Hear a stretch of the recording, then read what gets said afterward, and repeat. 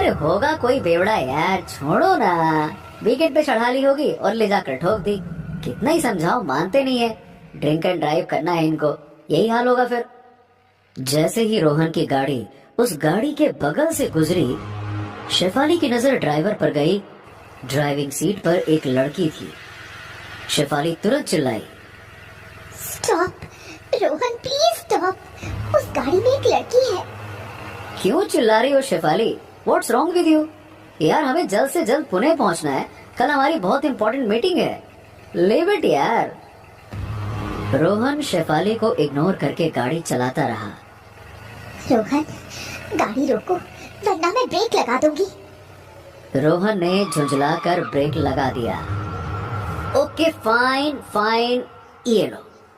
लेकिन याद रखना शेफाली, अगर पुलिस का कोई भी लफड़ा हुआ ना तो तुम्हें ही समझना पड़ेगा। मैं किसी लफड़े में नहीं पड़ने वाला। शेफाली भागते हुए उस लड़की के पास गई। Hello, hey, are you okay? गाड़ी के अंदर से कराहने की आवाज आई। उस लड़की के माथे से खून निकल रहा था। उसने शेफाली की ओर देखा और फिर बेहोश हो गई। शेफाली ने दरवाजा खोला और लड़की को सहारा देते हुए बाहर निकालने लगी। रोहन बस खड़ा चुपचाप देखता रहा। उसे अंदर ही अंदर शेफाली पर गुस्सा आ रहा था कि कहां फंसा दिया उसने। शेफाली ने उस लड़की को जैसे तैसे करके अपनी गाड़ी में बिठाया। जल्दी से गाड़ी स्टार्ट करो, इसे हॉस्पिटल पहुंचाना होगा। पूरे मूड का कचरा कर दिया इसने। सोचा था रात में ऐश करूंगा। इस हाईवे पर हमेशा कोई ना कोई लोचा ही होता है, आना ही नहीं चाहिए इधर से। हॉस्पिटल की कोई जरूरत नहीं, आई एम ओके। मेरा घर पास ही है, मुझे वहीं छोड़ दो।